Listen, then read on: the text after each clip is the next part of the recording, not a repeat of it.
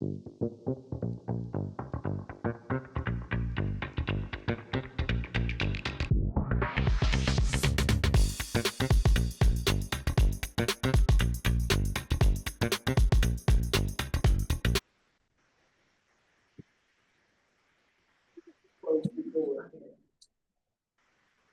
evening, everyone, and welcome to the Thelma D. Jones Breast Cancer Fund Juneteenth celebration, as well as the Men's Health discussion.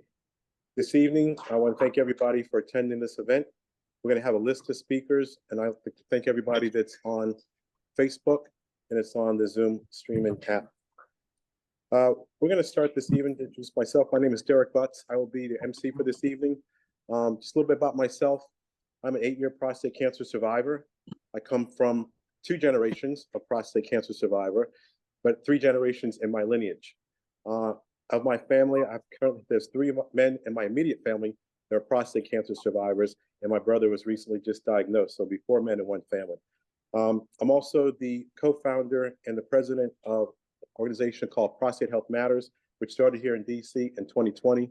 And since our inception, we have actually worked with getting men to be screened, about 350 men, but more so, we've actually reached over 3,400 men across the country, since a lot of our information and services were done remotely.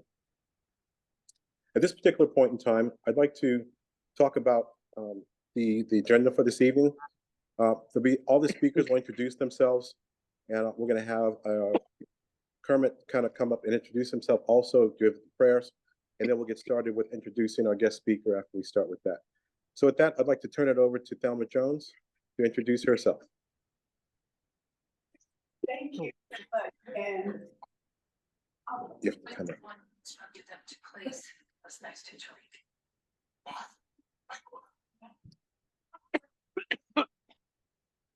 Right? Trying to stay behind bars the entire time. We can't put a finger on books. good evening and welcome, everyone.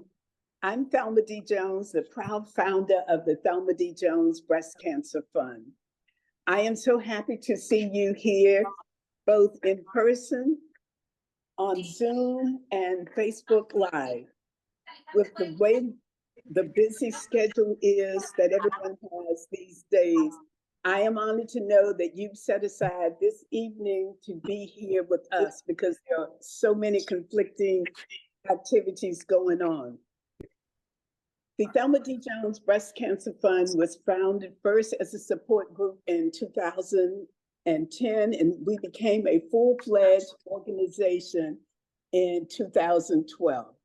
So in September of this year, I will not only be celebrating the 12th anniversary of the Thelma D. Jones Breast Cancer Fund, but I will be celebrating my 72nd birthday anniversary. Now, I know I don't look like I'm 72 years old, but you know, looks are deceiving and it's all relative. So I hope you will come back to celebrate that with me, where our guest speaker will be Dr. Vanessa Shepard, who is, I understand, just got a big promotion as the dean of the school at Virginia Commonwealth University, or VCU. Dr. Shepard has been our guest speaker for the last 2 years. This will be the 3rd year. So I'm thinking that because she's been speaking in our support group meetings annually, it's probably helped her to get a promotion. So, but of course, she'll tell us all that. But the mission of the Thelma D. Jones Breast Cancer Fund is to help improve the overall well-being and quality of life of women and men. And we do this through outreach, education, and support to help reduce the incidence and mortality rates of breast cancer throughout the region and beyond. As you may know, breast cancer is in the district of, has one of the highest incidence and mortality rates here in the District of Columbia. So we're working to change that unfortunate statistic. Our vision is to embrace and achieve a world free of breast cancer. And one of our signature programs is our monthly breast cancer support group meeting, where we have the opportunity to have wonderful guests, such as starting with our MC, Derek A. Butts. Also, we have with us Chris Dalpin. Chris is the spouse of the late Lori L. Wilson, for which I am honored to have received the first Lori L. Wilson Conquering Cancer Award. And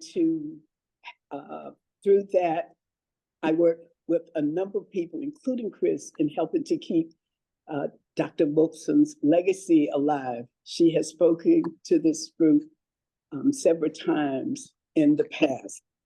We're also happy, of course, to have our guest speaker, Mr. Hilary Sheldon, who is, I consider him the face and voice of the NAACP, an organization that I hope most of you are a member of or will eventually become a member. So I'm giving you a little plug. And we're also happy to have with him his lovely wife, Paula Shelton, or Paula Young Shelton. Many of you know, I've shared with you that Paula is the daughter of former UN Ambassador Andrew Young, who is also the mayor of Atlanta and has held a number of other posts. So I don't want you to go knocking on their doors, but they do live here in Southwest. So we'll keep that a secret. And also online, we're happy to have a number of speakers that scattered throughout the country. So we have Ken Harvey. So Ken may be local in the region, but I'm not for sure if he's traveling elsewhere. But Ken Harvey, a former NFL player, will tell us a little bit about himself and how many tackles he made while he was with the Washington Commanders, or Redskins as they used to be called. I said it there. And Ken will be introducing his dear friend. I'm trying, I didn't know if that was a message coming through to me. We'll be introducing his dear friend, Alan Herbert, who is a two-time breast cancer survivor and who will be speaking to us from Las Vegas, Nevada. And in case anybody's going to Vegas, we got, wink, wink, we have a contact out there. And in addition to Ken and Alan, we have Dexter Allen, who is a breast cancer survivor, also who will be zooming in from New York City. And to help us with any technical questions that we may have and to share a bit about his story is Dr. Richard Kennedy. Dr. Kennedy is the former chief medical officer of the World Bank Group, which many of you know is where I retired from after more than 33 years. So Dr. Kennedy and I developed our love affair then, and we're just bringing it right on, keeping it going. So thank you, Dr. Kennedy. He also serves on the board of directors of the Thelma D. Jones Breast Cancer Fund. Then we will have vocalist Cecily, who is a vocalist, a songwriter, and a voice teacher. So if any of you think you haven't made your passion just yet in singing, you might want to talk to Cecily. And last but not least, we have with us Clinton Burnside, who is with Men Take 10 from Howard University Cancer Center. And I actually said last but not least, but starting our program, when I will turn it back over to Derek, we will have our blessing from my high school classmate of more than 50 years. We graduated with the class of 1970 in the big famous town of Snow Hill, North Carolina. Kermit will give the mental health message and of course, the blessing. And it's my understanding that we have a number of our friends, high school and college classmates online. So I will stop here and say welcome again, and I will turn it back over to Derek Butts. And let's give Derek a chance. Thank you very much, Thelma. I just want to clarify, you did say 1917, but you meant to say 1970. Is that correct? Okay. I just want to make sure I was doing the math and it's like, something didn't seem right. You need to light one of them there. So as we get started with the evening, we'd like to open it up with prayer. I'd like to turn it over to Renee Crawford. As Thelma mentioned, high school classmate, Emeritus Clinical Associate Professor, Department of Psychiatry at Boston University School of Medicine. Dr. Crawford, if you would take it away, please. Thank you, sir. And if just for a moment, I'll take a homeboy privilege with Thelma and say, Thelma, I heard when we were about to come on, you were telling folks that you were getting a private message from your boyfriend. Now, 4 or 5 of us thought we were your boyfriend. So we started looking at each other to see who was texting you. So I just want to let you know that we're being vigilant around that. And unlike Thelma, I do look my age from 1970 to now, and thankful for it. I want to wish everyone a happy Juneteenth, the Juneteenth National Independence Day, which, as many of you know, was signed into law by President Biden in 2021 as a national holiday, not a legal holiday, a national holiday. But it was named after June 19th, 1865, when Major General Gordon Granger rode into Texas as part of the Union Army and informed the enslaved people of that state that they were free. And it took 156 years after that for Juneteenth to become a national holiday. But we celebrate nonetheless, and we're thankful. Now, let us pray. We are reminded of the assuredness of our Lord. And when I say our Lord, I mean our Lord inclusively. Whether that be that Lord be God, or whether that Lord be Allah, whether that Lord be Shiva, whether that Lord be Brahma, or others. MLK, Dr. Martin Luther King Jr., said that the arc of the moral universe is long, but it bends toward justice. 156 years to become a national holiday. And still we go forward to make the differences for all people that we have for so many. Not seeing it as a burden, but seeing it as an obligation with the support of the Most High. We ask an anointing for this program to make a difference in the lives of the men and women. We thank you for the vision of Miss Thelma D. Jones, which serves so many. We ask a special blessing for her and her ministry.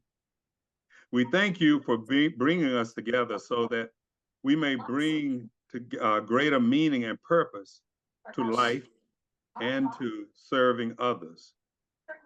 We pray that what we do is worthy of this blessing and that we are brought closer to the guiding values, principles, and behaviors that serve you. We ask this in the name of the Lord that we serve, and as a Christian, I say, amen. Amen. Thank you, Kermit, for that lovely blessing. With this now, I'd like to open up the opening remarks of Chris Dolphin, caregiver, advocate, husband to the late Lori.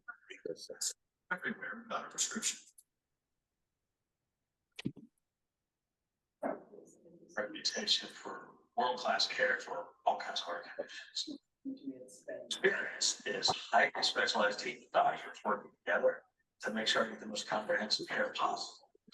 Can I ask, for those online, would you please mute your phone? We're getting some background noise. Marcel, iPhone 15. Thank you.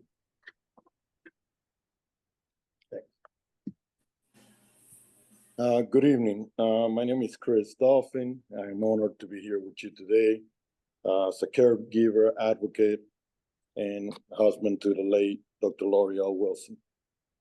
I stand before you to celebrate Juneteenth and National Men's Health Awareness Month, both of which highlight crucial aspects of health, freedom, and self-care.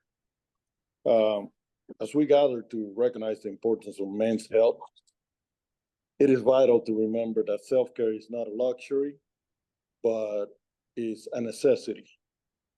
Often men find themselves neglecting their health, overwhelmed by the demands of daily life and also societal expectations.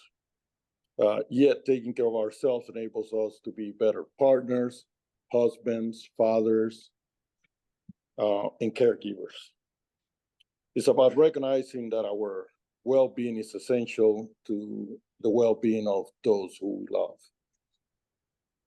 Tonight, we'll also celebrate Juneteenth, a day marking the end of slavery in the United States. This historic event reminds us of the resiliency within our own community, urging us to continue striving for equality and justice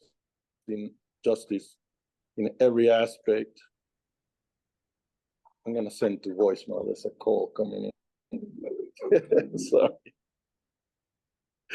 For equality and justice in every aspect of our lives, including healthcare. This event is particularly special as it allows us to honor Thelma D. Jones, a beacon of hope and tireless advocate of breast cancer and healthcare in general. Ms. Jones was the inaugural recipient of the L'Oreal Wilson Conquering Cancer Award from Howard University, as she mentioned before.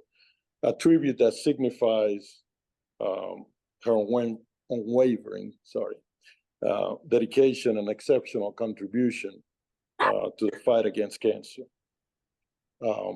Also, from a personal standpoint, her efforts in keeping Lori's legacy alive through a Thelma D. Jones Breast Cancer Fund newsletter and events such as these is truly commendable, something that the Howard family and the Dolphin Wilson family really appreciate. Ms. Jones' commitment to health advocacy has made a profound impact on countless lives, as other people have mentioned during this call, offering support, education, and empowerment to those affected by breast cancer.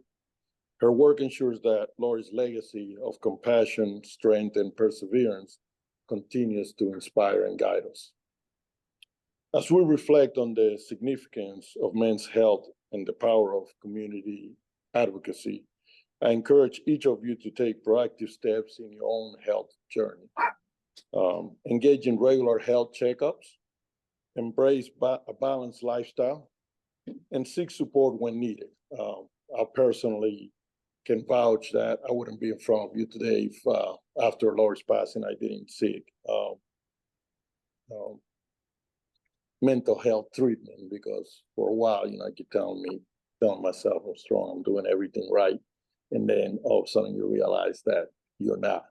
So it's important to have that balance, not only physically, but mental health too. Remember, self-care is not an act of weakness, but a show of strength. And you have to take care of yourself before you can take care of others. In closing, let us honor Thelma D. Jones for her extraordinary efforts in health advocacy. Let us celebrate our shared commitment to improving health outcomes for all and eliminating disparities. And let us carry forward Lori's legacy of pride, dedication, and unwavering hope. Thank you for this opportunity.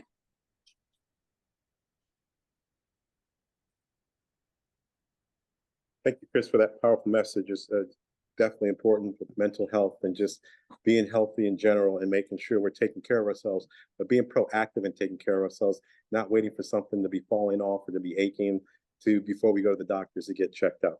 Before we continue, Thelma had a quick message she wanted to say. Come on up.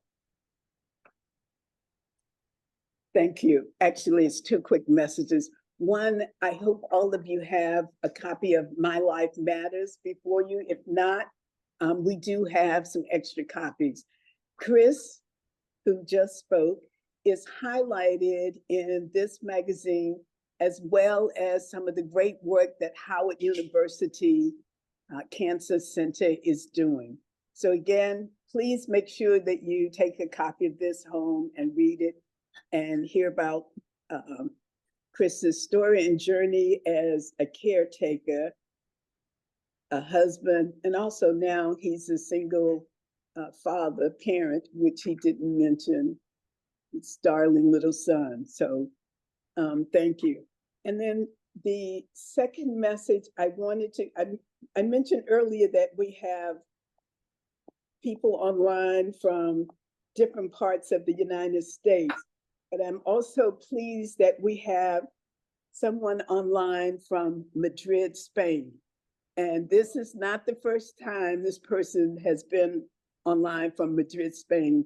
She logs on regularly, and not only from Madrid, Spain, but from Guatemala as well. And she has her family in Guatemala logging on too. But we wanted to congratulate her before she has to fall asleep. She's also expecting her, her second child. Alejandra de Mendoza Hurtado recently became a tenured professor. So that is great. I didn't know. And she is with the oncology department at Georgetown University. So Alejandra, you can now close your eyes and go to sleep, because we know it's in the wee hours, but we are so happy that you have logged on to be a part of our event. And Alejandra and I work on a number of research studies regarding Latino women, Black and African-American breast cancer survivors. So we're very pleased to have her in our circle. Thank you. And did I mention people Georgetown University? Can you tell me that? Georgetown University, that's great that the Thelma D. Jones events are being streamed internationally. That's an awesome tribute. Is at this particular point in time, is Cicely, did she arrive yet? I didn't see Cecily, I didn't call up in traffic. Okay. With that, we'll continue the discussion, then we'll introduce our guest speaker. At this particular point in time, I have the extreme honor and pleasure of introducing Mr. Hilary O. Shelton. He currently serves as a national advisor and governance of policy for the NAACP. In this capacity, he's responsible for advocating for federal public policy issues, agendas, oldest, longest, and largest, and the widest recognized civil rights organization in the United States of America. He's worked a lot of public affairs. He's worked a lot of crucial issues such as affirmative action, equal opportunity protection, ending racial profiling, abolition of death penalties, access to comprehensive health care, voting rights protections, federal sentencing reform, and a host of civil rights enforcement, expansion, and protection issues. He's also worked on a number of boards, Leadership Conference on Civil and Human Rights, Coalition of Stop Guns Violence, and Congressional Black Caucus Institute, among many others. He's also played a pivotal role, an integral role in crafting and final legislation, such crucial federal legislation for the Civil Rights Act of 1991.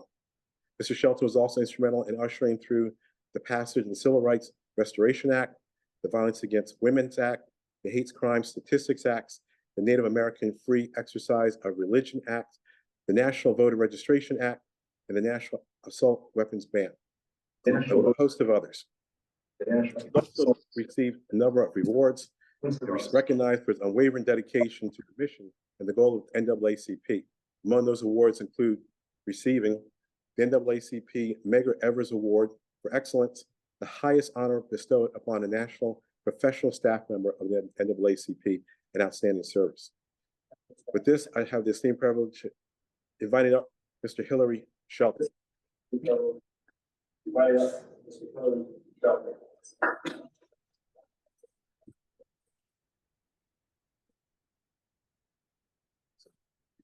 Well, good evening, everyone, and good evening, and thank you very much, Brother Butts. It was great talking with you earlier today. I know I was in good hands. We had an opportunity to meet for a little while in the hallway as we prepared to come in. So it's great to see everyone here today. Let me say that as we talk about these issues, I think about the work of the NAACP. People don't think about us in these terms. And they think about us in terms of voting rights, in terms of civil rights protections and other issues along those lines. But if you're not thinking about the issues of healthcare, you missed the point. The issue behind this is we're thinking about being able to enjoy all the rights, privileges, and protections of full citizenship in the United States of America, and being part of a global nation. Let's think about the world as well. We know that the issues are much bigger. You can't enjoy those issues of being able to freely travel throughout the world. You can't enjoy being able to go to various clubs and various other groupings and whatnot if you don't have your health. So very well, as we're thinking about these terms, it begins a process for us, making sure we recognize that it's all about advocacy for us in so many ways. And that's why I first want to bring you greetings. Greetings first of that my beautiful wife, Paula Jean Young Shelton, is joining me today. We are very recently kind of empty nesters. That is, we have three kids, three boys, as a matter of fact. Got one living in Philly, one going to school in New York, and our baby goes to school in Atlanta, Georgia, but he's here for the summer. So we're just delighted to have him come and visit that empty nest with us as well. But I bring you greetings also from our leadership. As you think about what's going on in our local communities, we're also always very well thinking about what's going on at the national level and international as well. Don't forget, it was W.B. Du Bois that recognized the importance of global advocacy. He was one of those that was actually part of the brain group that created the United Nations. At one time, it was going to be the League of Nations. They decided to do it in New York, to be the United Nations. But if we're going to address the real issues that are concerned to African Americans in this country, we would have to be very thoughtful of those of African descent in every other country throughout the world. And brothers and sisters, we are everywhere. So thinking in those terms is also very important. So I do bring you greetings from our president and CEO, Mr. Derrick Johnson, the chairman of our national board of directors, Mr. Leon Russell, our local branch president, because we understand the importance of these issues at a local level, state level, as we're thinking about governance and how we begin moving these issues forward, at the federal level, as we think about what happens right here in Washington, D.C. every day on Capitol Hill. Now, they may not be in session every day, but believe me, the wheels are turning and the process is moving. As we're thinking about issues like healthcare, cancer as an issue of concern for us, and very well, those issues are being addressed as well. So think about the NAACP. We have a 64-member national board of directors. They're elected from every state, every region in the United States of America, but not just there. When it was time for us to integrate our armed services, very well, we knew the importance of being actively engaged at those armed services units that were across the world as well. And even today, in both Europe and Asia, we have many NAACP members and units that are on those military bases that are helping to move those issues forward. So thinking about justice and opportunity and true democracy, we're thinking in all those terms as well. So we have 38 state conferences where we have units in every state in the country where we combine some together sometimes, well, all the time, I guess, for the most part. For instance, as I think about Alaska, and yes, there are brothers and sisters in Alaska too, and they're very active with the NAACP and they're tied to Washington and Oregon. California is tied to Hawaii, and believe me, it's a hardship sometimes to have to travel that far. When I get that call from Hawaii, we are willing to go, aren't we, baby? And other places around the world as well. So the 7 regions, the 2,200 membership units, over 700 youth and college units, we're also in prisons because we recognize the importance of our presence there, protecting those who are there, but also making sure that they have a road out, those they can speak to, those who help plan for them becoming free men and women once again. It's also a joy for me to be here in St. Augustine's Episcopal Church having this meeting, because it's great to have one of our NAACP homeboys behind my back right now. Thurgood Marshall, someone we were so proud of from the very beginning, became the first African-American to actually serve in the Supreme Court and bringing that light. But even his son made sure he came as we celebrated Thurgood just a couple of weeks ago here as well. We call him Goody. Don't say that to him necessarily in person, because that's when he was such a little boy. We've known him for a long time, but the great work that he does for us even today.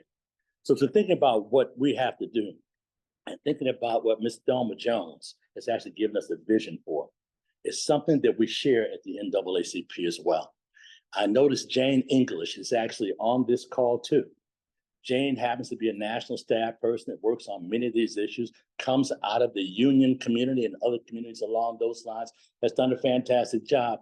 We could walk over to see her after this meeting if we wanted to, because she lives right here in the neighborhood, as Paula and I do as well. So thinking about all this and how it all fits, the issue is there are great minds that are experts on the issue area, and that's who we count on. Brother, we count on you.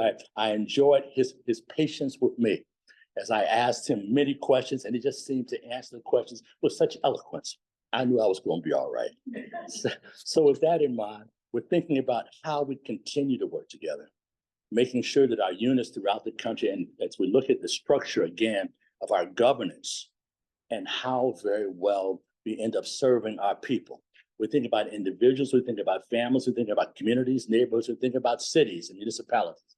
We think about states in many ways, because those are the three major areas or levels in which we organize in this country. If we're going to make sure that everyone has the kind of treatment that they need, it means the kind of work we did under what happened to be the first African-American president of the United States when we created the Affordable Care Act.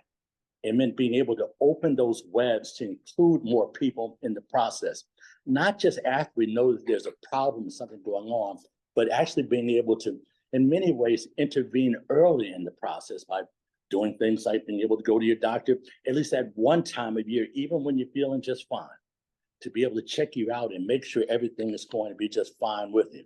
Let me just say, I had an extraordinary experience not too long ago. I'd gone to see my doctor, a very sharp young brother from New Orleans. He came in a place I knew I was aging a little bit, because the reason I needed to go to a new doctor is because my doctor over the number of years had retired.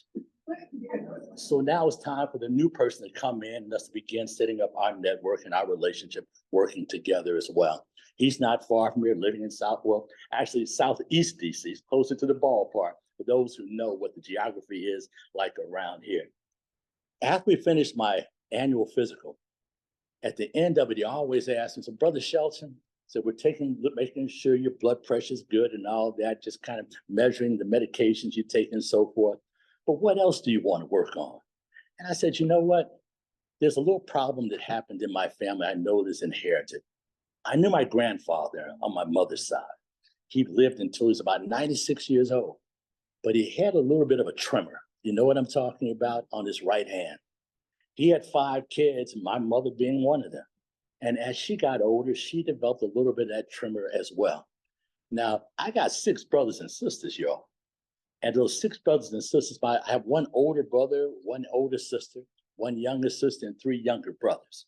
My older sister has that tremor too. So I was talking to my doctor about it. I said, no, I think I want to take a good look at this. And so he took me through all the usual processes to make sure I can touch the tip of my nose and my fingers and all those kind of things that were very well part of determining kind of what kind of use I have of everything along those lines. And finally said, you know what? Let's have you just go to a neurologist. It'd be a good way of laying a foundation and whatnot. We'll do an MRI and so forth and see how the electricity travels through your brain and whatnot to the rest of your body and see if there's some problems there. I said, that sounds great. So one day when I called Paul up and said, baby, I got an appointment to go to the MRI at about 7:30 after work. She said, well, great, I'll come by and get you. We'll go over there and whatnot, do that. Maybe we'll go out to dinner or something afterwards. I said, all that sounded good. We got there, slipped into a hospital gown, got on the MRI table. They did all the testing. Everything felt good. Just knew it was going to go very smoothly. Until I was on my way out of that MRI room. I was on my way out, I had taken off my hospital pajamas and put on my clothes and whatnot. He was going to give me a copy of the disc that he was also sending to my neurologist and whatnot. Well, we go to their neurologist for the MRI clinic first. He said, Mr. Shelton, everything's great. Here's your disc. I just talked to the neurologist about everything and whatnot. He says, you need to go immediately to the emergency room. Now, I wasn't feeling as if I had any problems and needed to do anything like that. But he made it very clear I needed to. And thank goodness I was downtown around 20th and K, went over to George Washington University Hospital. By 8 o'clock that next morning, let me put it in those terms and whatnot, it was very clear that I was going to have brain surgery. So the issue I want to drop with this is, as we're thinking about the kind of work we're going to be doing, whether we're here in the United States in the mainland, where we're thinking about what's happening in other countries, which we know Americans are living and whatnot, whether we're thinking about those that we don't think about a lot. They're in territories like American Samoa, Guam, the Northern Mariana Islands, Puerto Rico, U.S. Virgin Islands, and on and on. Those are all U.S. citizens as well. But we know that these issues, these challenges, cancer and otherwise, don't limit themselves to citizenship. We know that very well they draw their own parallel or manner in which they move throughout communities and other countries, and we have to think about them in those terms as well. One of the biggest issues that hit us in a number of generations was the issue of coronavirus as well. Well, the discussion now is still whose border did coronavirus cross first? Was it the Chinese? Did it come from someplace else? What the other issues? The bottom line is there's nothing that actually prohibits these issues from crossing any kind of borders along those lines. So let me just stop and say it like this. We're delighted and excited about the work that you're doing, Ms. Thelma. Within this fabulous, fantastic, and important, and we'd love to see that happen in other places as well. As I mentioned, we have 2,200 membership units, and every one of those membership units has a health committee that's focusing on those issues and access for us as well, making sure deep down in the communities and the neighborhood, where there's not as much money and things maybe don't shine as brightly as some other communities and so forth, they need good health care as well. So the framework that you've given us is one that we'll be borrowing from. It's one that we know is very important for us wherever we very well are. And at the NAACP, whether the fight is in that local community or walking those halls of Congress, and y'all don't be surprised when you come to a meeting like this, you're gonna be on some of our call lists, because we're gonna want you to walk those halls of Congress as well. When it's time to ask for our money and our resources, do what we need to do to make sure our people have what they need. This is the fight that we're ready to have. And this is the struggle that we're very much involved in. So with that, I thank you. I promised myself I would keep myself to 15 minutes because y'all know I could spend some time talking. I'm sitting here in St. Augustine Church, but I'm from Antioch Baptist. Us Baptists love to talk a little while. So with that, thank you very much. And sister, we're looking forward to the great work we'll do together.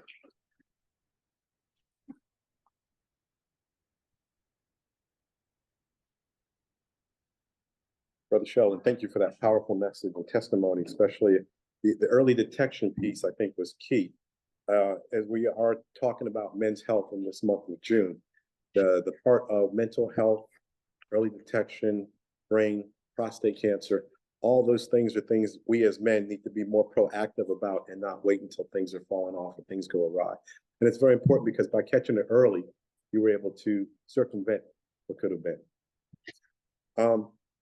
And moving forward to the rest of the presentation, I want to do now, going through the behavioral message. So, okay. Okay, the speaker is the soloist here? So now we're going to do the Q&A with Hillary now. Gotcha. So at this particular point in time, I'd like to have any questions for Mr. Sheldon. You can submit your questions online. For those in the audience, just here, raise your hand. I'm more than happy to address those questions. Yes. Yes. Do I need to come to the mic? Please, because nobody can hear you if you don't come to the mic. I guess it's my sweet, lovely voice. So, Mike, before I give my question, I wanted to really thank Hillary for being here. He just touched briefly on the fact about his brain condition. And you know me, I'm always planning. So ever since Hillary was our guest speaker last year for the Thurgood Marshall dinner here that we have annually, I had wanted him to come and speak. And of course, when I found out from Paula that he was undergoing brain surgery, my first thought was, oh my God, I'm gonna have to wait another year. But I didn't say that's it. I'm gonna have to wait another year before I can invite Hillary to speak. But because I'm optimistic and wanted Paula to share the optimism with him, I asked him to speak in the middle of his going through his surgery because I wanted him to have as many opportunities to get well and share this with us. So I didn't feel like I was being selfish. I just felt like I was being Thelma Jones. So I am so happy. And so Paul and I text and phone called almost regularly. We got our prayer warriors here involved at St. Augustine's Episcopal Church. And we know that all of that and prayers and the love and support from Paula is why you're here today. Thank you very much. And when the NAACP, and I really have to renew my membership, in all honesty, I had a long membership in my hometown, Greene County, and it was through the NAACP that we brought the Thurgood Marshall. I took my Thurgood Marshall exhibit to my hometown for a month, and it was with the NAACP, the local NAACP, and the museum there. They had never worked together before, so it was a big thing. Dr. William Barber was there to speak, so I will renew my membership. And when you and Paula get tired of going to Hawaii, I'd love to go out there and talk about health breast cancer. And you can put me on your list to be a part of your health committee, okay? So I'd love to hear breast cancer. Okay, thank you. Now, my question is, we talk about the many different things, great things that the NAACP is doing. Other than becoming members, what else can we do to help support the NAACP? Oh, very good. It's no surprise that one of our big issues right now, of course, is the upcoming election. And one of the things we've always recognized is that as we think about how our system functions, it begins with those individuals. But those own individuals have to have that power to bring that vote.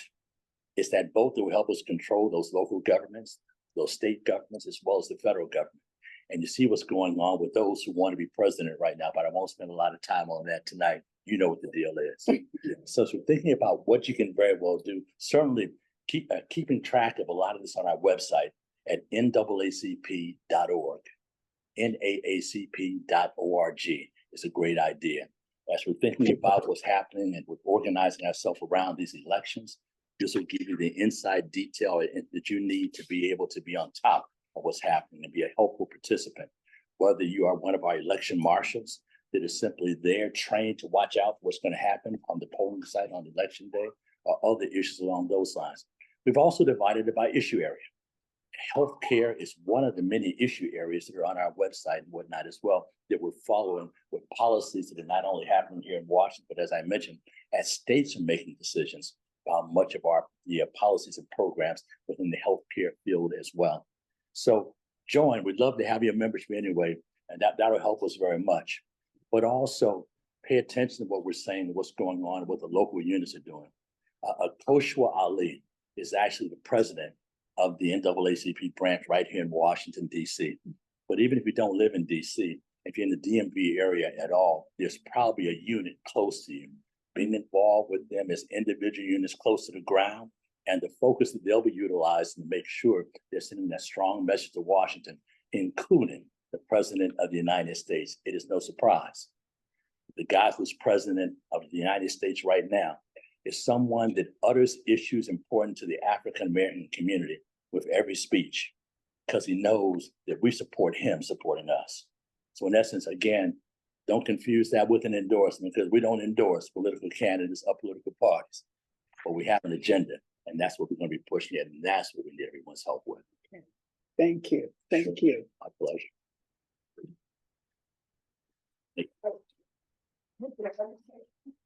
Any questions? Just Mr. Sheldon goes back to his seat. Yes.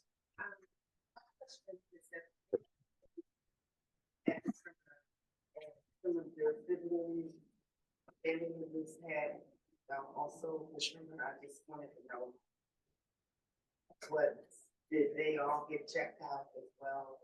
Well, yes, in short, certainly my older sister, she's about 3 years older than I am.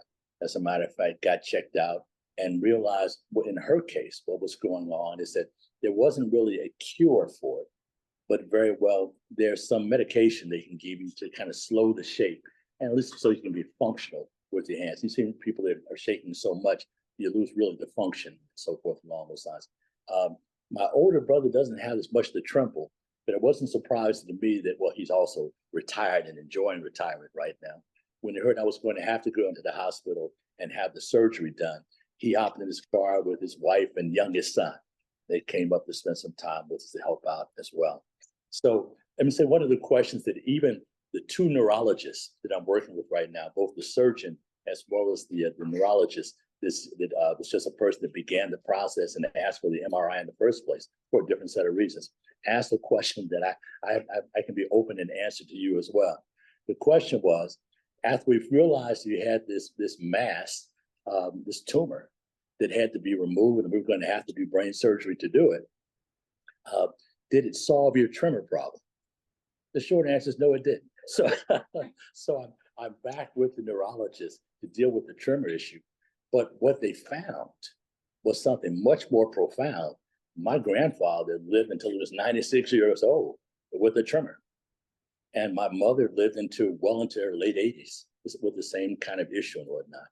That being the case, being able to find this is a problem that even though with the tremor that sent me into the hospital, the solution they provided was for a problem I didn't even know I had. It was much worse.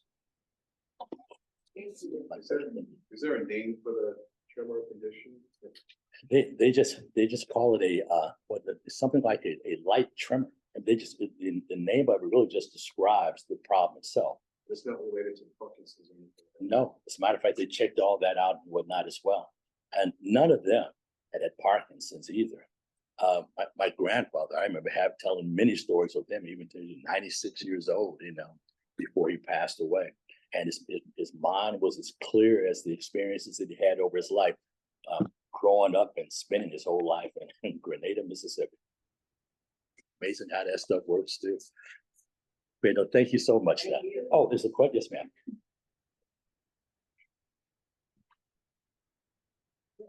Yes, ma'am. Was that similar to what President Biden? No, I don't know as much about what he had. What I ended up with was somehow they couldn't figure out how long it had been growing, but a mass within my tumor within my brain cavity that had to be removed. It was fascinating in some ways. They rushed me into emergency as quickly as they did. And it's interesting how my memory works as well. We have, I guess, so many other families. We have at least one doctor in our family who's the daughter of another doctor in the family and whatnot. That whenever you have any health issues, we always make sure that one of the people we put on the list is Cousin Alicia, as a matter of fact. So when the surgeon was asking who needs this, of course, my normal physician, the neurologist that had sent me in for the MRI in the first place, but you got to send a copy of this to my wife and to my cousin Alicia. Well, she called me before I had an opportunity to call her to tell her it was coming. So the surgeon reached out to her right away. She was spending some time with some friends, but doing her work, I guess, remotely like so many other people do in California. So she called me while I was sitting in the hospital, and she said, "I just got something from your neurological surgeon and whatnot." I said, "Oh, great. I said, "I meant to call you before, he said it." He said, "No, that's okay." He called me right away. We had a good conversation. Feel good about where you are. And then she gave me one of those tongue-in-cheeks. My mother used to do this a lot too. She said, "Now, Hillary, I'm a doctor." I said, "Yeah, of course you're a doctor and whatnot. Great doctor, as a matter of fact." She said, "No, I'm a neurologist." I said, "Oh, okay." So she said, "I do this thing all day, every day. I'm like the neurologist that worked for the MRI company that reviewed it to make sure it was everything I needed and whatnot." But she walked me through everything as well. Let me just say, but we're in the church, not just saying because we're in the church, but God is good. Yes, And And the intervention and the help that has come along with it, a wonderful surgeon who was very much on top of things, a great conversation with, and everybody else along the lines. As you can tell, I like to talk, but I also like to listen. And I end up speaking with so many professionals all along this process and whatnot that was so helpful to me and patient enough to listen to my questions and answer them in a way that made sense. I was looking for that partnership, and brothers and sisters, that's what I got, a partnership. So again, thank God and thank you. For those who prayed, keep on praying. For those who didn't, pray for me anyway. So I appreciate it. They're not tired of hearing you talking. They're not tired of looking at me. Okay. On behalf of the Thelma D. Jones Breast Cancer Fund, I'd like to present this certificate of appreciation presented to Hillary O. Shelton, National Advisor of Governance and Policy, NAACP. This is for your outstanding contribution as the guest speaker for the Thelma D. Jones Breast Cancer Fund Support Group meeting in celebration of National Men's Health Awareness Month, June 19th, 2024, here at St. Augustine's Church. And that's my outstanding John Hancock. Yes, it is. Thank you. Thank you. Thank you so much. Just have really-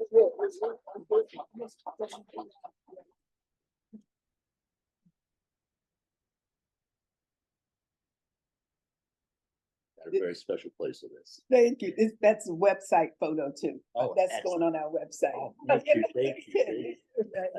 Thank you. Okay, we'll just do a last call for any health-related questions. Anybody online have any questions? Yes, I do have a question. Can you hear Yes. me?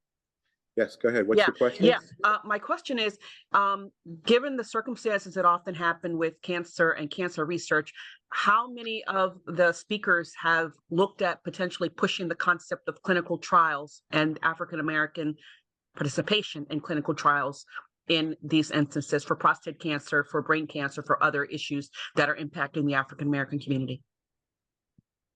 That's a great question. So I'll start with that, and I'm going to defer the rest to Dr. Kennedy. So there are a lot of clinical trials that, on different parts of the country. There's actually a website, national website that you can go to that talks about clinical trials within a 50-mile range of wherever your zip code may be. And that's important to know because a lot of us don't know that these trials exist. And these trials also allow, especially for those underserved communities where we have those health deserts, allow you to go and get this treatment or participate in this trial or clinic for free. And a lot of people don't realize that either. So these are the things we need to make available to the African-American community that people don't know about because they don't talk about it. And that's one of the things we really want to make sure we understand that. So from a prostate cancer point of view, there are a lot of sites out there. American Cancer Society is one that has a lot of good information about things that are going on with cancer in general, prostate cancer, colon cancer, pancreatic cancer, breast cancer, you name it. But the key thing is for the specifics. There are also trials related to some of the pharma companies that are out there. Depending on the type of drug that they're producing, they will also look for people to participate in those particular trials. Now, the problem we find, there are a lot of people participating, but they don't look like us. And in order to get those numbers to really understand what those medications and those pharmaceutical companies are doing and the side effects, they need to get more participation from the African-American community to be part of those trials to have what we call valid numbers, because right now the numbers are skewed. And I'm going to go back to the example I talked about prostate cancer. Prostate cancer, the average across the country says any man over 50 is when you should be starting to get screened for prostate cancer. However, in the African-American community, that needs to be lowered to 40 because we are 2 times more likely to be diagnosed, die from prostate cancer than any other race in this country. And that's one of the things to understand. How does it affect our community versus other communities? These are part of the things, the trials that need to come out. Dr. Kennedy, please chime in. Yes, I'd agree with everything Derek is saying. One of the things I would always encourage people to do is if you don't already have a relationship with a primary care provider, you should develop one because many times they are the first link that will get you in the door because they're much more aware of what's happening within the local community. And so part of that is, and again, understanding more importantly, find out what's happening in your family, because a lot of us live in families where people have health issues, but they have been dealing with them silently, or you just hear that Uncle Joe had this or so-and-so had this before they left, and they're inaccurate. So if you don't know what your history is, then it's difficult. That being said, if you know what your history is, it can target what your screening needs to be, when and where. And I would think that the American Cancer Society is always, but the National Institute of Health as well. You can go to their website, because they're always looking and understanding that we, as people of color, have always had issues with the being used as guinea pigs. And, you know, they always fall back on the Tuskegee experiment back in the day, and what happened with Susan Lax and things like that. And so those are terrible things that happen. But in this day and age, if we don't know, then we're poorly represented. And then as Derek said, the studies end up being skewed. And then they make determinations based on a small number, which may not be reflective at all of us. Yeah, great point. And the other thing that Dr. Kennedy mentioned about asking the family history, just as Hillary did, finding out what took place, when it took place, the age it took place. A lot of the older generation, they don't talk about those things that ailed them. And I have a perfect case with my father and his father. His father didn't tell them he had prostate cancer. He died of colon cancer, but he had prostate cancer. My father didn't tell me he had prostate cancer until after his surgery. So they were going through it, but did not talk about it. And it's very important to share that, because the other thing is, if your primary urologist or your primary care physician understands your family history and a lineage of what's going on, they can make other recommendations. They can actually get you to do things sooner that healthcare companies will not normally sign off on, because now they have that understanding of what's taking place. So it's very important to have that discussion, have that relationship, build that relationship with your doctor, have that rapport so they can take care. Any other questions? Yes, it's just a comment. My name is Sherry Dankinson. I'm an ambassador for the Thelma D. Jones Breast Cancer Fund and a member of the support group. I'm a quadriplegic, and I just wanted to say one thing related to what Dr. Kennedy mentioned about the National Institutes of Health. They have a very big initiative going on called the All of Us Research Project. And they have, the reason I know about it is I have a disability, and those of us with disabilities have been left out of many studies regarding health as an underrepresented group, similar to those that faced by African Americans. This project, you can go to their website and they are collecting data. You go through different modules and you answer data. And this nationwide gathering of data from underrepresented groups is going to help the National Institutes of Health formulate health policy and health initiatives going forward. So I would strongly advocate for those that are doing advocacy in their communities, but this is in all areas of health, mental, physical, all types. So just a plug for, you know, data is power. And that's what's going to get us to the next level. Thank you very much. Thank you for that comment. That was very important. And the National Institutes of Health, I'm very familiar with this. I was actually part of a prostate cancer tissue study. And what that says is anybody in my family, from my sons to their sons to my future grandkids, will all be part of the study, to be part of that treatment, to understand the generational historical aspect of the disease within one particular family. Question? And Derek mentioned that he was just involved in a study. So first, thank you for what you've shared about clinical studies. There is also a lot of work done on research studies.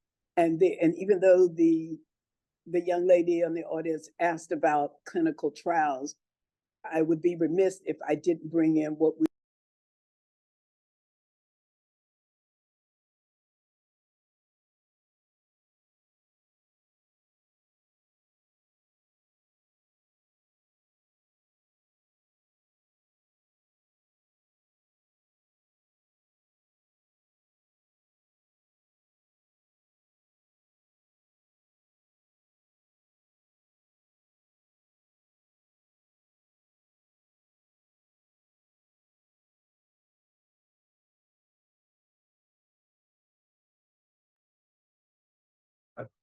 think you clicked the mute button.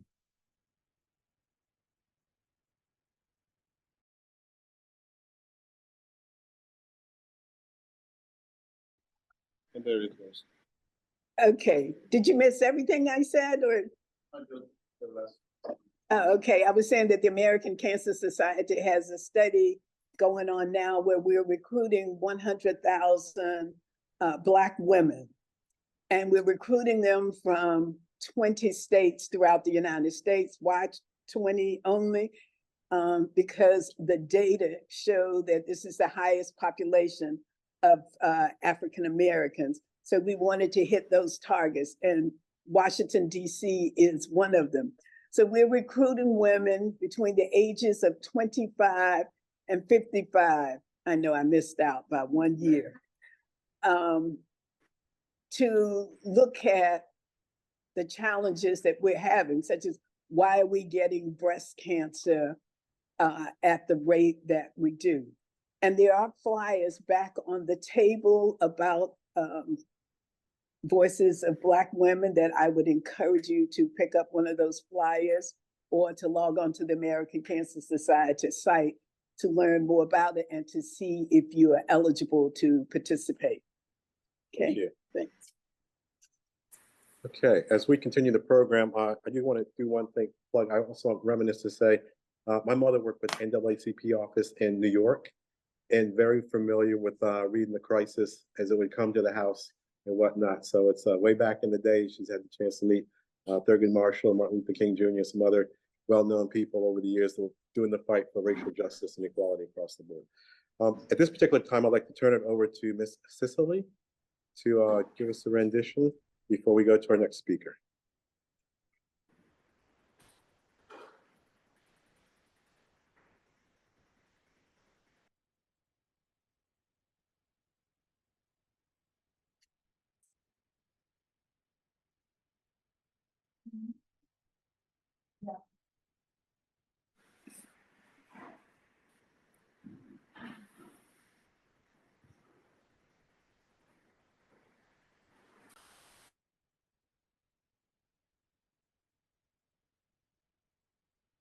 David, while Cecily's queuing up, Chris would like to.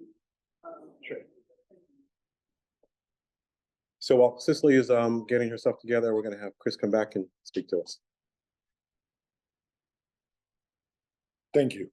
Sorry, I just wanted to chime in on pretty much what people have been saying and addressing specifically the question the young lady online had before. So a couple of things. Number one, for those who don't know my late wife's story, not only she was a surgeon oncologist, but she passed away from cancer. What wasn't well known, although Thelma and some people, is that when she has her second diagnosis of cancer in January of 2019, the prognosis was really bad. It was stage 4 and plus, and it was like 6 months. She actually was with us till October of 2022. She lasted over 3.5 years, 3 years way over the diagnosis. And it was correct, breast cancer, sorry, from breast cancer, MBC, metastatic breast cancer. And the main reason, apart from the grace of God, of course, it was because we enroll on every trial and research available. So I just wanted to stress the importance of the research and trials. At first, we did it mainly to benefit other people, so they will learn from her experience. But it actually extended significantly her life with us. And it's kind of funny because now I see some of the drugs that she was on trials back in 2019 being advertised on national TV as, have now become standard treatment for triple negative cancer. The other thing I wanted to mention is breastcancertrials.org. Dr. Sarah Horton, who was a colleague of Lori, and also the Quantum Leap Health Collaborative. And I will post this on my site and pass it on to Thelma to post on her site on Facebook. And now I'm repeating. The trials, the research, all these are the things that are going to help our community specifically. And the reason I wanted to come back up is because specifically, as Thelma knows, and those who knew Lori, the disparities is something that she was very adamant because I don't know if it has been mentioned tonight, but the numbers of survivability between white women and Black women and other races are outstanding. It's like 50%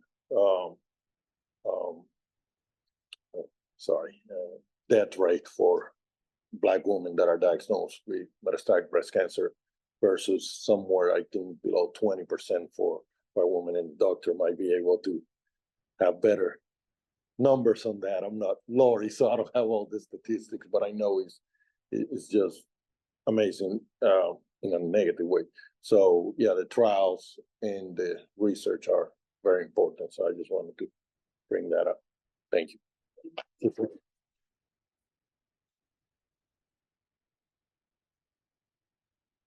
And in a moment there, we'll have Ms. Cicely chime in. Also, I'll sort of mention my website, the prostatehealthmatters.org, also has a link for the clinical trials and some other things related to prostate cancer and some other cancers as well. So we try to make it one-stop shop website that you can go get all the information. The majority of it's for prostate cancer, but there are other links to give you information on other things. Without further ado, Ms. Cicely. Thank you. Hi, good evening, everyone. It's Juneteenth, and so I wanted to do the Sam Cooke song for you to start off.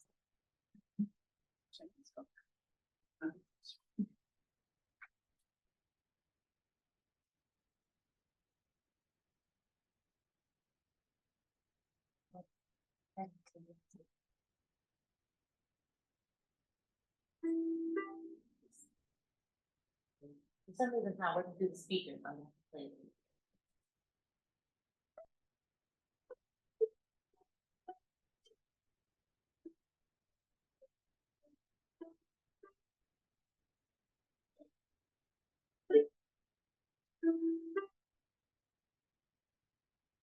I was born by the river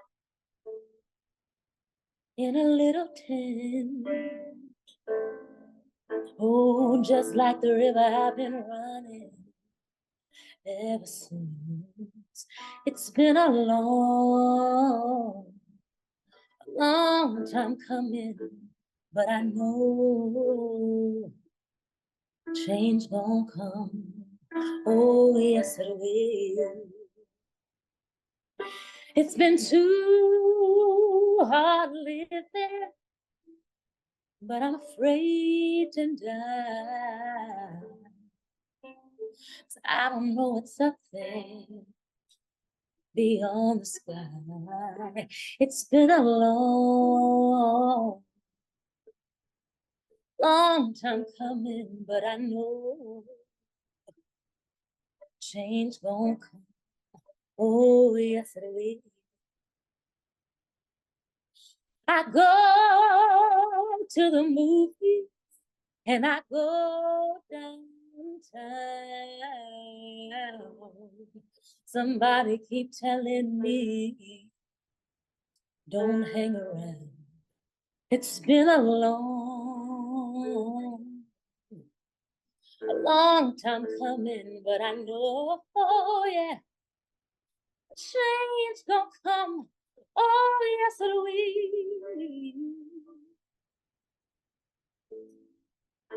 Then I go to my brother and I say, brother, help me please.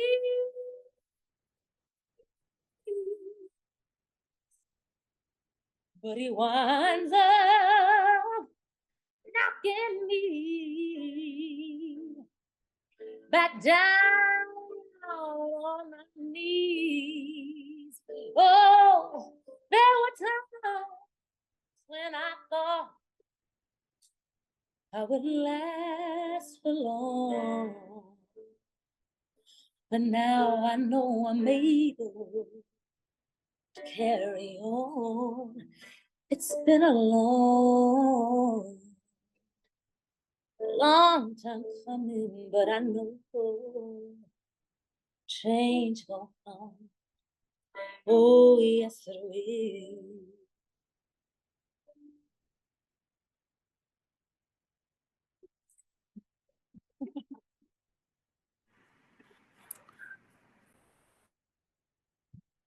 Thank you, Cicely, for Little. a wonderful rendition. Greatly appreciate that.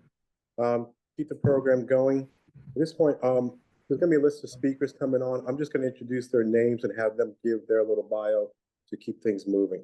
So at this point, I'd like to introduce Mr. Ken Harvey, former NFL player. All right, Ken Harvey. Am I introducing Alan? Yes. Yeah, we can hear you. Yes. Okay, I'm introducing Alan, correct? Yes. Okay. But you're gonna tell us a little bit about you and all those tackles you made.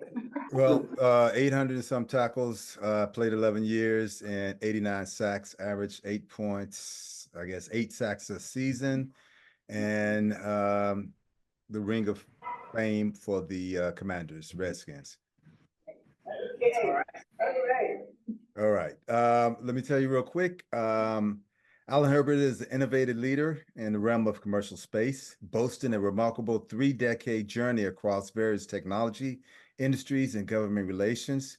He's dedicated to reshaping the landscape of the space sector and is vividly expressed through his in-depth media engagement and effective outreach initiative. He has a passion for the Middle East, Africa, and South Asia, and which serves as a powerful driving force propelling his mission to revolutionize global food security through the transformative potential of space-driven agri-food advancement and space sustainability. Alan has a degree in aerospace engineering from the University of Southern California and is an advocate for the cause of space sustainability and space cancer research.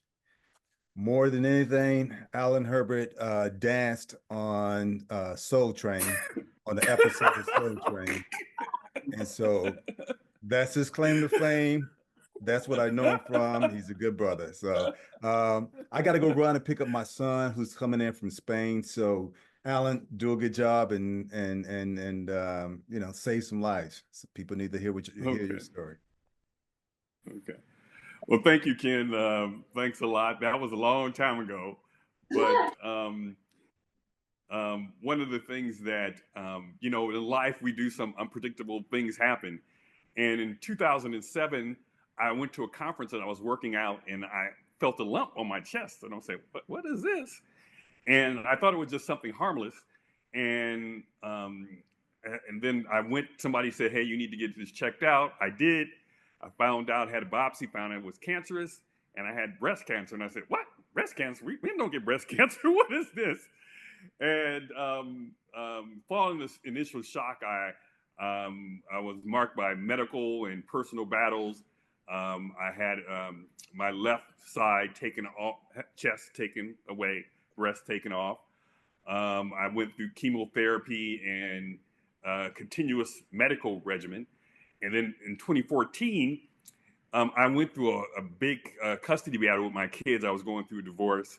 I ended up getting my kids, and I became a single dad for my 2 boys. Then I learned in 2014 that my cancer had metastasized and went to my lungs and bones, which I went to further intensive chemotherapy. But in 2014, my life kind of changed. I went to some positive transformation. I remarried, embraced a new family life, and I secured a dream job with what they call a new space company.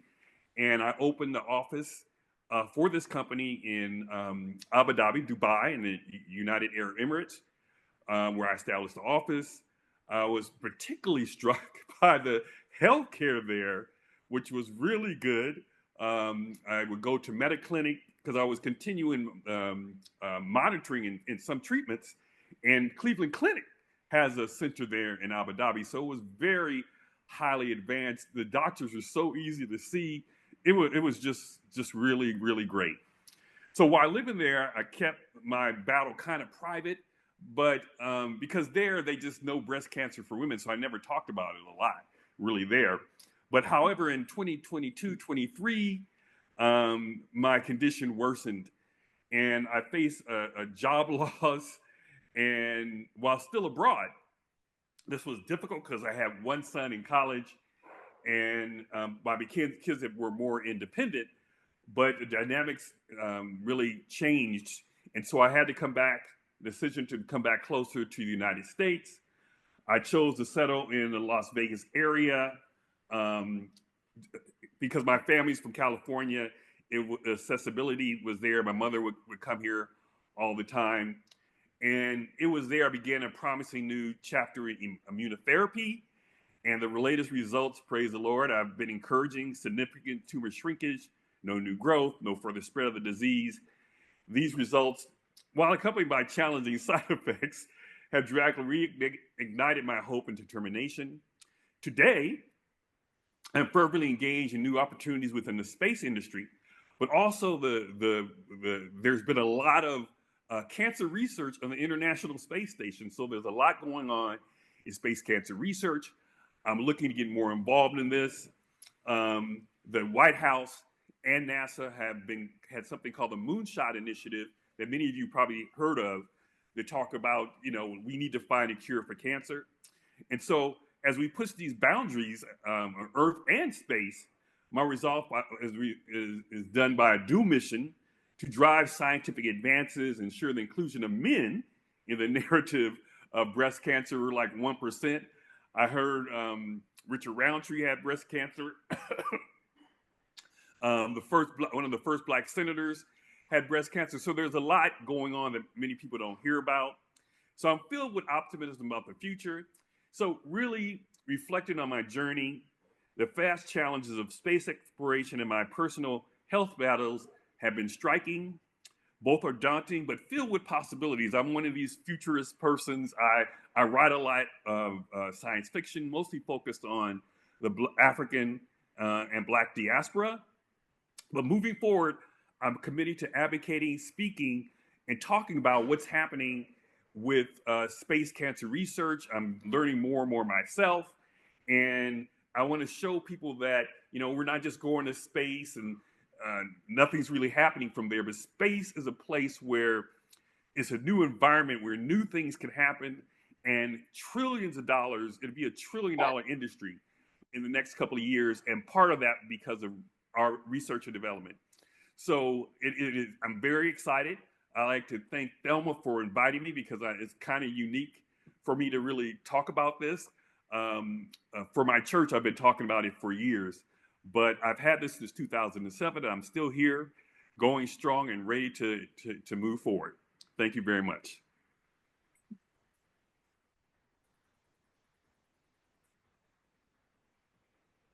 Thank you for that testimony and your story. I know that's hard. It's one of those things, like you said, you don't hear of many men, Black men, having breast cancer. And to hear your story is definitely empowering to let us know that there are other things we need to check for other than the things that we know. So we want to continue that moving forward.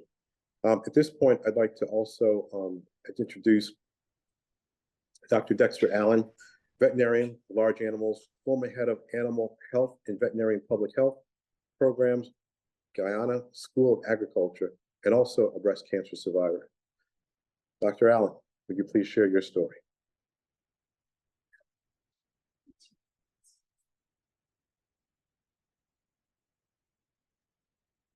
I'd first like to express my profound thanks to the phenomenal Miss Thelma D. Jones for the invitation to participate in this National Men's Health Month meeting being held today, Juneteenth, 2024. As soon as I saw Thelma in Washington, D.C. sometime last year, she told me, I got to have you on my program. Because as is known, there's so few persons, few men, and few Black men in particular, who anyone knows that have had breast cancer. The previous speaker stole some of my points because I was going to allude also to the fact that some of the more famous persons that we know, like Richard Roundtree, Beyonce Knowles' father, both of them had breast cancer. So those are some of the two more known persons with breast cancer. But people ask me, you know, they see me, how did you get breast cancer? Because they figure, well, this is a female thing. How on earth did you, I myself don't know because I don't have a previous history of breast cancer in my family. I'm 62 years of age. The common age for men with breast cancer, 67. So I do not check off on all the points for the persons who should have breast cancer, but yet I do have breast cancer. I was diagnosed almost a year ago. I came up from Ghana to the United States in June last year. So the journey began here almost a year ago. Since then, and I've been exposed to really fantastic care in the United States. I must highlight that. I've been really blessed in terms of the care, the support, the friendships, the alliances that I've established along the way. So I've had chemotherapy, and well, we all know the difficulties that one experiences, the side effects of chemotherapy. But it was 12 weeks, and I endured it. And I am now on long-term therapy, medication daily, and I'm scanned every 3 months. And the most recent scans have shown great promise. I mean, my medical team is they're very happy with where we are now compared to where we were when I first came here from Guyana. So it's been promising. The key, of course, is early detection. Of course, men don't go for mammograms, and it's not something that is advocated. But key though is that if a man discovers something unusual anywhere around his breast, he ought to seek help immediately. Because we have a way of waiting. Oh, oh, this is a bump. This is a scar. When it's something much more important than just a mere scar or a bump. So the key is to go and get medical attention. Unfortunately, I come from a country that is very poorly resourced medically. I mean, I think we have about 1 or 2 oncologists in the country, and not those that specialize in male breast cancer. I mean, here I've been exposed to physicians who are dedicated primarily to the care of men with breast cancer. So the person's, you know, definitely specialized in the care and treatment of male breast cancer, which is unique. So I've been fortunate. I'm happy where I am now compared to where I was June last year. June last year was a really terrible time because I didn't figure after having had the diagnosis that you know, there'd be a favorable outcome. So I look forward with much optimism now, June 2024 as compared with June 2023. And when I saw Thelma and I heard about her foundation, I was so eager to participate and to be able to share my experience with fellow men, fellow women, and to be involved in research here in New York with regard to male breast cancer. So essentially, that's my story. Thank you.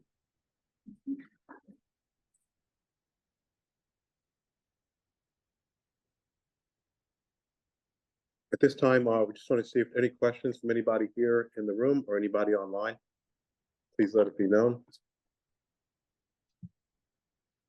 I'd just like to know if we can invite them again to help raise awareness of breast cancer in men.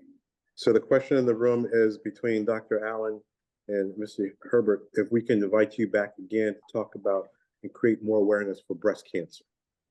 Certainly, certainly. I'm certainly, I have no problem at all doing this. I'd like to ask, Well, that's another question. Okay. Go ahead. I'd like to ask Mr. Herbert a brief question, and maybe we'll have to hear back, I know in the matter of time, at a next meeting to focus on it. But I read your, I don't know if you got to see the wonderful newsletter that Thelma puts out before every meeting, and I read your full story in great detail with amazement. And I wanted to let you know that I am just absolutely fascinated by the thought of space being a place to do health research, and would love to learn more about it. So I hope that at a future meeting, we might be able, Thelma, to really talk about that as a new frontier, so that we can all learn as a group as it relates to, you experienced breast cancer. Thank you for sharing your story, and how that propels you, no pun intended, to a new frontier. Because I think we're in an era where we really don't know all the things that are going on in the world to understand.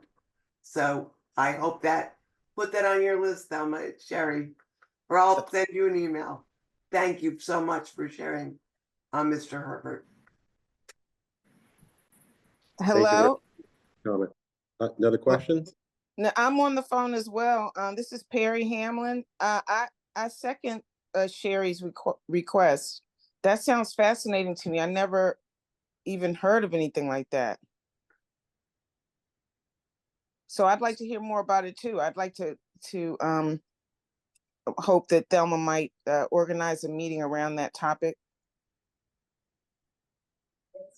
Yeah, that'll be great. And it's very timely too, being Men's Health Month, to bring that awareness to the fact that it does exist, and we have 2 survivors to talk about their journey and moving forward. So thank you, gentlemen, for your testimony and your openness, and to be able to share your story so others may learn and understand that it does exist, and something else to look out for as they continue their lives and looking for things that may be ailing them. I have a question. Another question. Hold on. Yes, I have my question is, and hi, Alan, haven't seen you for years, but we go way back in the space industry. So I was happy to see him and hear his story. My question is, how do you think, and speaking from the standpoint of both prostate cancer and breast cancer, how do you think Secretary Austin, being a major, well-known person, a prominent government figure, could have enhanced his story and shared his story, especially on behalf of African Americans, with his bout with prostate cancer? Do you think he handled that appropriately? So I'm going to answer first. I'm going to ask Dr. Kennedy to chime in. So the comment I mentioned earlier about older generation not being open and talking about things that take place, this is kind of falls back to one of those stories. He tried to be private with his concern, and because of his privacy and the complications that he had, he can no longer keep it private. The 2 gentlemen that just shared their story, the testimony is huge, it's riveting, but it's also empowering for other men who may go through this journey down the road and just figure out, what's the best solution? How do I handle this? Who do I talk to? I think it could have been handled a lot differently. And Dr. Kennedy, if you weigh in, give your point of view, we greatly appreciate it. Yeah, I think it could have been handled differently, but I think um, the concern of men reporting their health issues is not a common thing. We are notorious for, if it doesn't stop us from doing what we do from one day to the next, we'll get to it eventually. And it's why, you know, all of us have stories of relatives. I would not have known about my father's prostate cancer if I had not been, if I had not been in New York at the time, because he and my mother decided that the kids didn't need to know, that they could handle it, deal with it, and all that. But once you explain to them, because once I knew, then I knew me and my brothers were at risk. And so therefore my screening process changed. I never waited until I was 50 back then to determine if I had prostate cancer. I started screening at 40.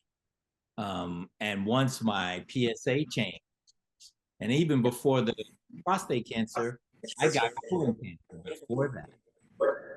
Again, it wasn't because of information. I'm gonna hit the mute. So I think there's no answer to the. Hold on a second. Okay. A little technical difficulty. I think we got to clear it up now.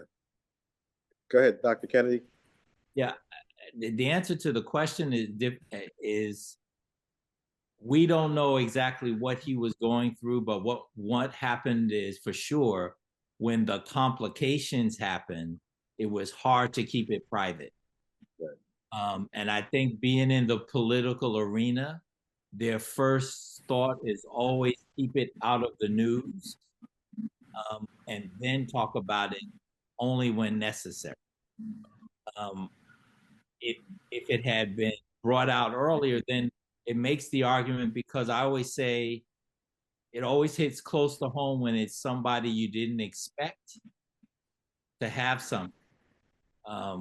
It's just like, you know, as Mr. Herbert said, nobody, you know, the first thought of a bump in my chest ending up being a breast cancer is not where I was going to go. It's not the thought process that we have, because it's not there. And again, I think the more important thing to take away from each of the testimonies is that people of color, we tend to have, whatever the disease is, it is more aggressive in us at the time it's diagnosed than other populations in the world. That hasn't changed. That's been the same for 200-300 years. And so the only way for us to get in is forums like this, where people get to talk, because I'm sure that men who hear your story, if for no other reason, may go and get checked. They may not have anything. And as you know, as Mr. Hillary said, is I went in for one thing and ended up with something else that was much more significant. You don't know unless you do. Being proactive, as they say, we take better care of our cars than we do of ourselves. And on that note, cancer has no political affiliation. Cancer has no wealth. It doesn't matter if you're rich, doesn't matter if you're poor, doesn't matter where you're living, doesn't matter how you're eating and how you're living. Yes. But it really doesn't care. It doesn't discriminate when it comes to who it's going to attack or how it attacks. So the question is being proactive in all these cases that we heard. When you first feel something that's out of the norm, get it checked out, and don't get that machismo attitude. I can handle this, because reality is you think you may, but you don't know what you don't know. Just as the purple given their testimonies, I also want to say my father, as Thelma mentioned earlier, an author. My father and I wrote a book, Prostate Cancer, Family Affair. And we talk about our story, his story pre-robotics, my story with robotics, and also my uncle. this is something that's also available, so just let me know if anybody's interested later this evening. As we keep the evening moving forward, I want to go to closing remarks for Mr. Clinton Burnside. He's an MPH located with Men Take 10 Health Program at Howard University Cancer Center. Clinton, are you online? Yes, I'm here. Can everyone hear me? Yes. Perfect. Well, this has been a very exciting and informative evening. So thank you very much for this opportunity to be a part of this excellent talk. And kind of before I get into like some closing remarks, I'd just like to add to some of the discussions that have already taken place in terms of awareness. I mean, I think it's no secret that yes, as men, especially as Black men, we tend not to talk or share a lot of our health information with people outside of our circle. And I highlight that because that's especially true for like I said, Black men. But I think it's even more important that we highlight that to encourage more Black men to start having these conversations. So, Ms. Jones, I greatly appreciate the opportunity to join you guys this evening, and not just this evening. I know that you have been around the DC area for an extremely long time with the Thelma D. Jones Breast Cancer Fund and the work that you did, the awesome work that you're doing in the community, and especially some of the work that you've done with us, the Men Take 10 program over at Howard University Cancer Center. And now I'm just kind of highlighting the men's health program, but you do so much more work with the Cancer Center and actually within the city as well. And so we thank you for your work and the collaborations that you've kind of brought together over the years. And just kind of highlighting, thank you also, Brother Butts. I know, we've done some work together as well. And just so much has just been brought forth today, starting with Mr. Shelton with the NAACP and his very interesting and informative story about his health conditions. And then the musical selection by Sister Cicely, excellent rendition of Brother Sam Cooke's song. And then we were also graced by Brother Ken Harvey, with the former NFL player. And then I was extremely impressed with the stories from Mr. Herbert as well as Dr. Allen, I'm sorry, and their stories with breast cancer. Because again, these are some things that we don't hear a lot about. So how can we really be comfortable with talking about it if you're not even hearing about it? So I encourage everyone on this call this evening to not just hear this information that's been put forth today, but to also share it with other individuals, because we recognize that we can't reach everyone all the time. But I think if everyone plays a part and do their part to reach others that they're connected with, we'll have a much broader audience, and more men will get this information and then be empowered to kind of share their stories. And just kind of highlighting a little bit more about sharing a little bit more about the Men Take 10 program. So we're a men's health education and early detection program founded at Howard University in the late 1990s. So well over 20 years we've been in existence. And initially our program started with a focus specifically on prostate health.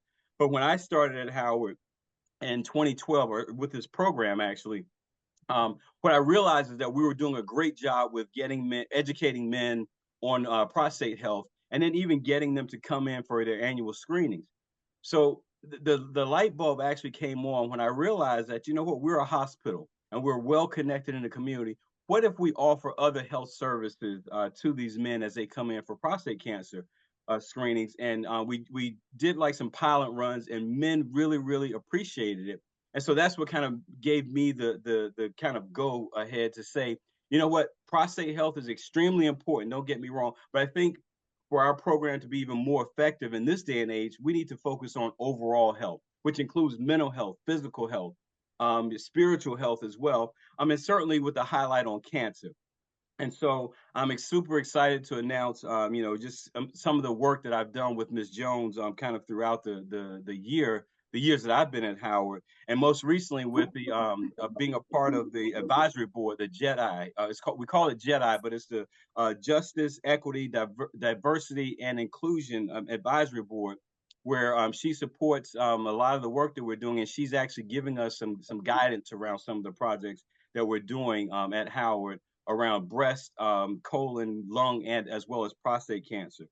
And then finally, as I'm closing up, I also want to share with our Men Take 10 program. It's actually a 3-part program where we do community education, individual as well as group presentations, as well as early detection. We offer prostate cancer screening.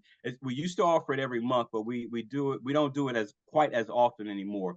But our last piece is actually we have a men's health awareness club or collaboration where the second Wednesday of each month we get together, just like Ms. Jones has brought us all together on the third Wednesday this month. But we meet on the second Wednesday of each month, and it's a group that we invite different health professionals to come in and share their stories. And certainly, Brother Herbert, Mr. Shelton, and Dr. Allen, I certainly will be reaching out to you guys as well to invite you to speak to our guys in the near future. But again, I want to thank you guys, thank everyone on this call this evening, and certainly you, Ms. Jones, and your fund for all the excellent work that you're doing. And you know, we will continue to support you in any way possible that we're able to. So thank you very much. And again, if anyone would like to contact me, Ms. Jones has my contact information. So thanks again. Thank you, Clayton, for all the work that you guys. Thank you all the work that Howard University Cancer Center is doing, and also the program Men Take 10 for the health programs moving forward. Greatly appreciate that. As Ms. Sisley is preparing to come up for her next rendition, we just have a little announcement to make. I also want to acknowledge Mr. Jamal O. Jones, son of Thelma D. Jones.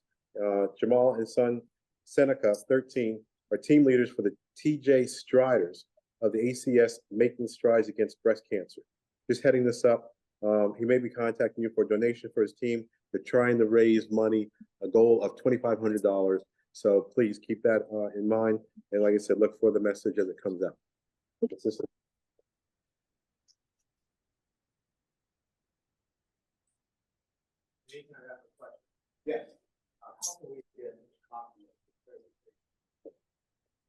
The question was, how do we get a copy of the presentation? So this is being recorded. So is this going to be made available on your website, Thelma? Yes. Okay. So you'll be able to take it and replay it as many times as you like, or send it to whoever might benefit from the information shared within the program. Yep. And actually, really quickly, I'm sorry, I just wanted to make another announcement. So what we're doing, or what we've recently completed at Howard University Cancer Center as well, we partner with WHUT in terms of reaching men and being creative with how we reach men.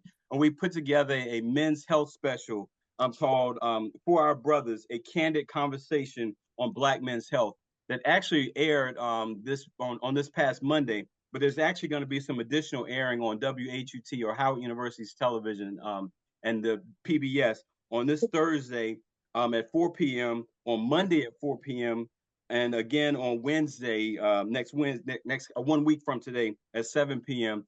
And I also want to invite everyone to come to our men's health conference that will be taking place on next Saturday, June 29th, starting at 10 a.m. I'm sorry, June 29th, 10 a.m., where we're also going to be showing this film. So thank you very much. Thank you. Really appreciate that. And there's a hand being raised. The person who has their hand raised, please unmute yourself and ask your question.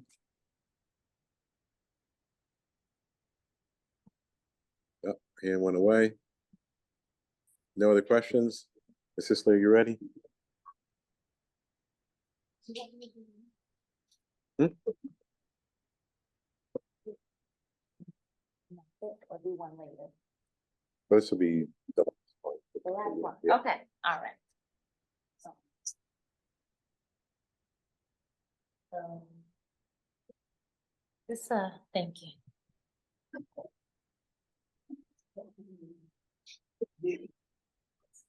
Okay, sure. Sure. So someone wants me to talk about a little bit about myself. My name's Cecily. I'm a vocalist, a songwriter, a voice teacher as well. And I met Thelma Jones when I lived in Southwest a few years ago. I was gonna say many years ago, but it wasn't that long ago, was it? About 10 years ago, yeah. And she's been a supporter of mine for a long time. My connection to cancer, I guess it would be mostly my father. He passed from lung cancer about 2 years ago. And yeah, happy to be here tonight with you all. Thank you. I want to do a song of mine to end the night. And this is a song called Grow.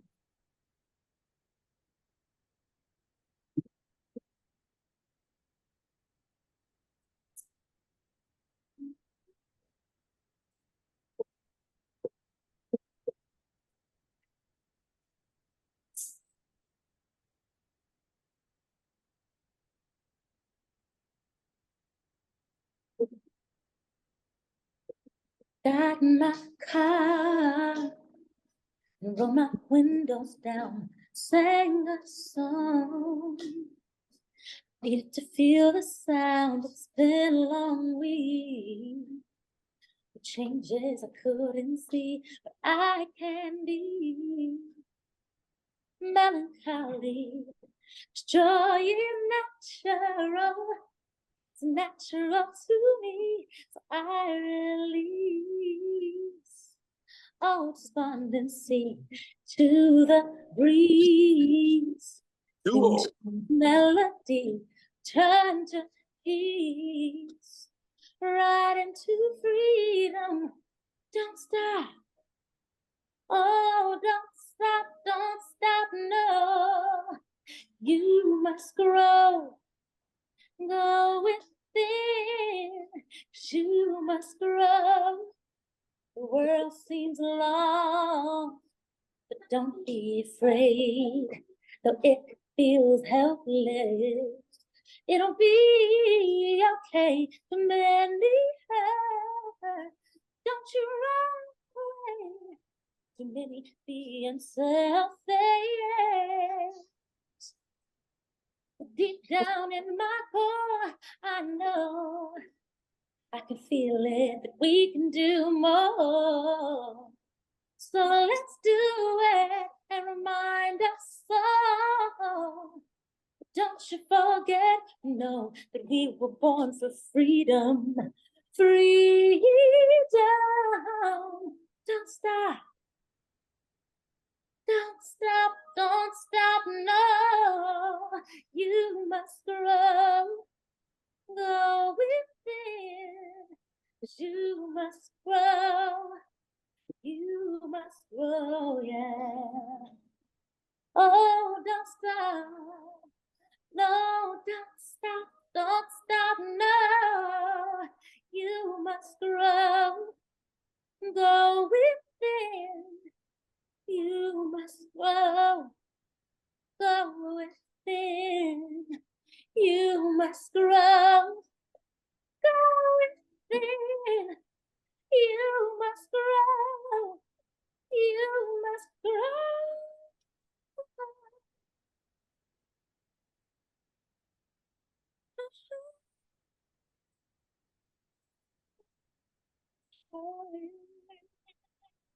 Sing, dance, cry, laugh, do, be you. Sing, dance, cry, laugh, do, be you.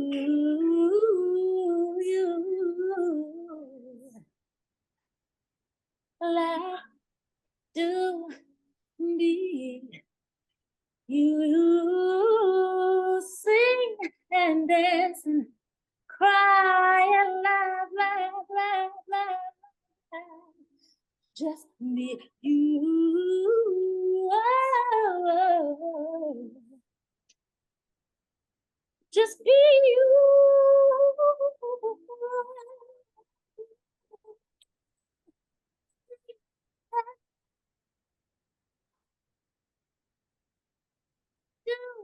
Just be you.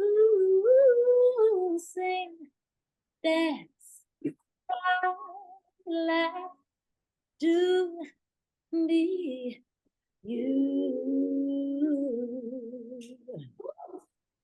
Thank you.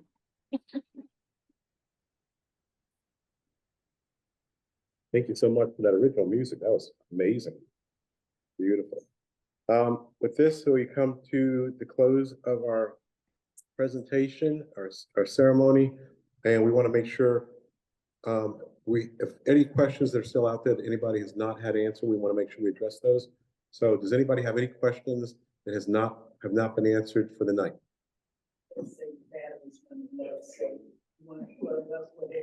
That's on the computer. You got that? Oh, okay.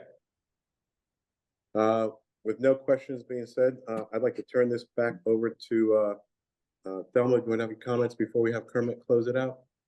No, I'm going to yield to my Okay. school classmate. Got it. So at this particular point, Kermit, Dr. Crawford, if you would please send us home with a prayer for this lovely evening that's taking place celebrating Juneteenth, in addition to Men's Health Month.